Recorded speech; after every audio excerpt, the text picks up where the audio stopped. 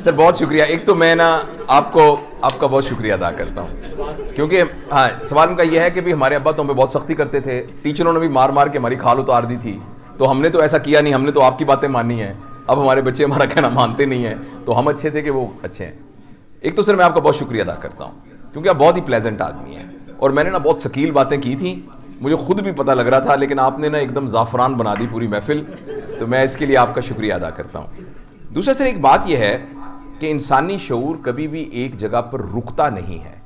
جیسے میں نے آپ مجھے دیکھ پا رہے ہیں سر, کہ جس طرح میں نے عرض کیا کہ جس طرح جنریشن گیپ کی میں نے بات کی تھی نا, بائی ڈیفینیشن سوشیولوجی میں جنریشن گیپ کا مطلب یہ ہے کہ جو دوسری جنریشن ہوتی ہے اس کا تھنکنگ پیراڈائم وہ بالکل ڈیفرنٹ ہوتا ہے. آپ کی ایج کتنی ہے سر؟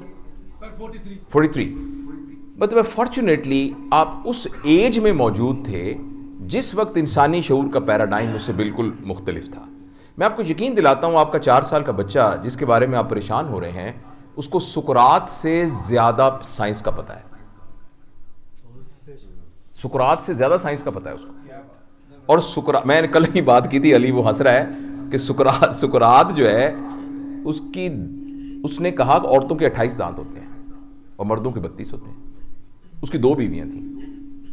اس نے اپنی مسز سقراط سینئر اور مسز سقراط جونیئر میں سے کسی کا منہ کھلا کے کبھی گنے نہیں کہ اس میں بھی 32 ہوتے ہیں, اور 500 سال تک لوگ یہی یقین کرتے رہے کہ عورتوں کے 28 ہوتے ہیں مردوں کے 32 ہوتے ہیں, کیونکہ سقراط نے کہا تھا.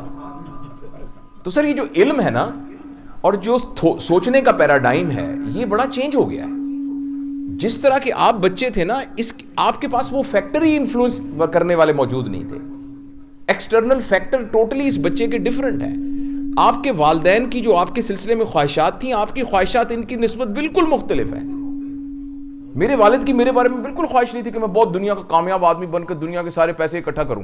میرے والد کی یہ خواہش تھی کہ یار کوئی علماء بنا ہوئے تیرا, کوئی نہ مجھے کوئی شکایت نہ کرے کہ یار جاوید تو برا آدمی ہے. That was his desire from me, right. اب آپ کی ڈیزائر اور میری ڈیزائر اپنے بچوں سے بالکل کمپیٹیٹر ہے. چاچے کا بیٹا ڈاکٹر بن گیا, تو کیوں نہیں بنا؟ شرم نہیں آتی تجھے؟ سارا دن میں کام کرتا ہوں, امی تیری اتنا کام کرتی ہے, تو تیرے A7 کے اندر ایک B آ گیا ہے. تو سر یہ میں انڈیویجول کیس ویری کر سکتا ہے, لیکن میں آپ کو یقین دلاتا ہوں اگر آپ نے بچوں کو مارا نہیں ہے, آپ نے سختی نہیں کی, ان کے ساتھ پیار کیا ہے, یقین کریں یہ آپ کو کبھی مایوس نہیں کریں گے. اور یہ آپ کے لیے میں سر آپ کو دیکھنا چاہتا ہوں, اس لیے میں تو کھڑا ہو رہا ہوں. یہ سر میں عرض کروں کہ یہ انشاءاللہ آپ کو کبھی مایوس نہیں کریں گے, یہ آپ کا فخر کا باعث ہوں گے. لیکن ڈیفینیشن آف عقیدت, ڈیفینیشن آف رسپیکٹ, یہ دنیا میں چینج ہو گئی ہے. ہم یہ کہتے تھے ابا جی آ گئے ہیں اب سانس نہ لینا, یہ رسپیکٹ ہے. لیکن اب اس بچے کے پیراڈائم میں یہ رسپیکٹ نہیں ہے. وہ کہے گا hi dad how are you, وہ اس کا پیراڈائم ڈفرنٹ ہے. یہ بدتمیز بچہ نہیں ہے, یہ اٹونمس بچہ ہے. جس دن آپ کا بچہ آپ کو آ کے یہ کہے نا کہ ابو جو آپ نے بات کہی ہے نا, میرے خیال میں یہ بات صحیح نہیں ہے, جو میں آپ کو بات کر رہا ہوں یہ صحیح ہے, سر اس دن بازار سے جائیے, ہار خرید کے لائیے اور بچے کے گلے میں ہاتھ ڈالیے. اس لیے آپ خوش قسمت ہیں کہ آپ کا بچہ اب اپنے فیصلے خود کر سکتا ہے. ہمارا ایک کانسیپٹ ہے ماں صدقے, ماں صدقے. ماں صدقے کا مطلب ہے تو 40 سال کا بھی ہو جائے گا نا تو نے اپنا فیصلہ خود نہیں کرنا.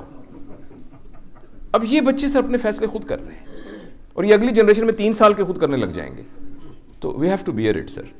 لیکن I want to ensure you کہ ایکچولی یو آر لکی. صاحب نے بہت ساری چیزیں پیچھے ہمارے بزرگ بھی ہاتھ اٹھائے ہوئے ہیں. سر